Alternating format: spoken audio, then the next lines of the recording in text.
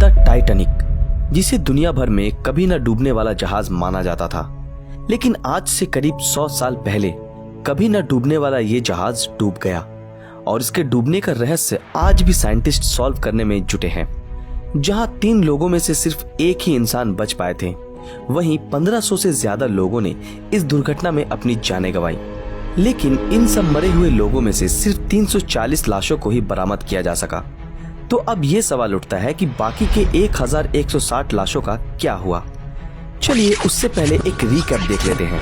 अप्रैल 14, 1912 को जब RMS Titanic एक आइसबर्ग से टकराने की वजह से पानी में समाने लगा, जिस वजह से 1000 से ज्यादा लोग नॉर्थ अटलांटिक ओशियन के बर्फीले पानी में डूबकर मारे गए, जिसका तापमान -2 डिग्री सेल्सियस बताया जाता है। इतने लोगों के मारे जाने के पीछे जो सबसे अहम कारण बताया जाता है वो है टाइटैनिक पर लाइफ बोट्स की कमी। जहां टाइटैनिक के पैसेंजर कैपेसिटी के हिसाब से 60 लाइफ बोट्स होने चाहिए थे, वहीं टाइटैनिक पर सिर्फ 20 लाइफ बोट्स ही मौजूद थे। लेकिन इतने बड़े शिप पे लाइफ बोट की कमी हुई कैसे? जब टाइटैनिक अपनी यात्रा शुरू करने वाला था, तब टाइटैनिक के मालिक दल ने ये देखा कि अधिक लाइफ बोट की वजह से टाइटैनिक के डेक का लुक फीका फीका लग रहा है और इसी कारण उन्होंने लाइफ बोट्स को कम करने का फैसला किया। लेकिन किसे पता था कि टाइटैनिक को खूबसूरत दिखाने का ये निर्णय इतने सारे लोगों की जान ले लेगा।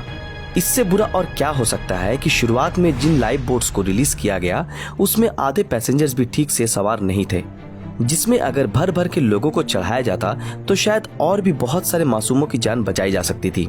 इसके बावजूद भी उन डूब रहे यात्रियों को उस बर्फीले पानी में डूबने से बचाया जा सकता था अगर टाइटैनिक के पास से गुजर रहे दूसरे शिप्स ने टाइटैनिक से भेजे गए सिग्नल्स को देख पाते। लेकिन दुर्भाग्य से ऐसा हुआ नहीं, क्योंकि साइंटिस्ट ये बताते हैं कि इन सिग्नल्स को न देख पाने का कारण था लाइट रिफ्रैक्शन। और साइंटिस्ट ये भी बताते हैं कि यही घटना उस वक्त भी हुई थी जब टाइटैनिक आइसबर्ग से टकराने वाला था, जिस कारण टाइटैनिक के चालक उस आइसबर्ग को नहीं देख पाए और बहुत देर हो गई। बहुत लोगों का ये कहना है कि आइसबर्ग को नहीं देख पाने का मुख्य कारण था कि टाइटैनिक के चालक के पास दूरबीन नहीं थी। और इसके पीछे का कारण ये बताया जाता है कि जिस कबर्ड में सारे दूरबीन रखे थे, उस वक्त टाइटैनिक पे ड्यूटी कर रहे ऑन ड्यूटी सेकंड ऑफिसर के पास उन कबर्ड्स की चाबियां नहीं थी, क्योंकि उनसे पहले जो सेकंड ऑफिसर टाइटैनिक पर ड्यूटी कर रहे थे, जिनका नाम था डेविड ब्लेयर, वो दूसरे ऑफिसर को चाबी हैंडओवर करना ही भूल गए थे। और अगर उनके पास उस वक्त दूरबीन मौजूद होती तो शायद वो बहुत दूर से ही उस आइसबर्ग को देख पाते और टाइटैनिक का रुख मोड़ सकते थे और बच सकते थे। लेकिन किस्मत को तो कुछ और ही मंजूर था। खैर, जो भी हो, टाइटैनिक की दुर्घटना के पीछे बहुत सारे अनहोनी का हाथ था, जिस वजह से टाइटैनिक का ये हाल हुआ।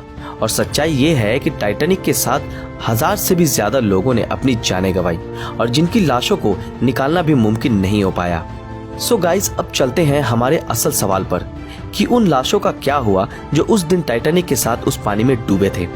सोर्स के मुताबिक टाइटैनिक के डूबने के 1 घंटे के बाद ही एक बहुत ही भयानक तूफान उस जगह के ऊपर से गुजरा जहां टाइटैनिक डूबा था, जिस कारण समुद्र में उत्पन्न हो रही बड़ी बड़ी पानी की लहरें और तेज हवाओं ने उन सारे लाशों को घटना स्थल से 50 माइल यानी कि करीब 80 किलोमीटर दूर बहाकर ले गई।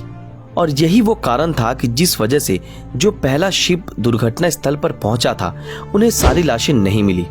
जिन लोगों की लाशें नहीं मिली उनकी कब्र तो समुद्र की गहराई में ही बन गई, लेकिन जिन लोगों की लाशों को ढूंढा जा सका उनको हैलिफैक्स कनाडा भेजा गया और वहीं उन्हें दफना दिया गया।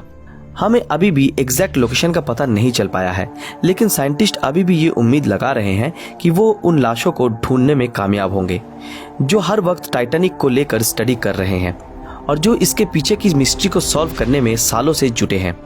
इस भयानक दुर्घटना में 1000 से ज्यादा लोगों ने अपनी जानें गंवाई, जिसके बारे में सोचने से भी आज हमारी आंखें नम हो जाती है। लेकिन अफसोस की बात तो ये है कि उस दिन उस दुर्घटना को टाला जा सकता था, लेकिन किस्मत का लिखा कौन पलट सकता है।